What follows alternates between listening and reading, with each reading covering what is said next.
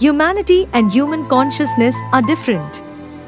The progress of humanity and the progress of human consciousness are two quite different dimensions.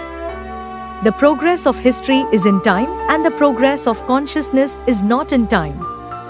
The progress of all that we can see, of all that is visible, is horizontal, while the progress of consciousness, which we cannot see, is vertical. That is why history can never be in tune with the evolution of the human mind. At the most, it can deal with the outward form, it can never get to the spirit. But that is not the fault of history, or of historians, or of the way in which history is written. Such is the nature of things. History can never be in contact with the formless, it can only talk about the form. The formless is always transcendental to history, and real evolution is always formless. Outward progress is not really evolution, it is simply accumulation. There is no qualitative mutation in it, the change is only quantitative.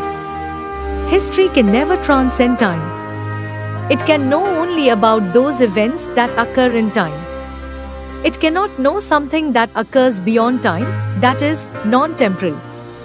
Events can be perceived through the historian's eye, events exist at a crosspoint between time and space. An event happens somewhere, at some time. So the questions, where and when, can be asked about events, it will be relevant, but where and when cannot be asked about spiritual happenings. There, time and space are both irrelevant. Society is never interested in religion because religion is individual and society is always afraid of individuals. It is fearful of individuals, it is fearful of spiritual persons because they go beyond society. They are rebellious, but not consciously, not knowingly. The very nature of a religious mind is rebelliousness. Religious people are not against anybody, they are not destroying things. They are not destructive in the least. Really, they are the only creative minds, but their very existence is rebellious. Society will not allow genuine religiousness. It will only allow the false faces of religion. Society creates civilizations, not religion. Civilizations can have a history, but religion has no history at all. It only has certain religious individuals that exist here and there.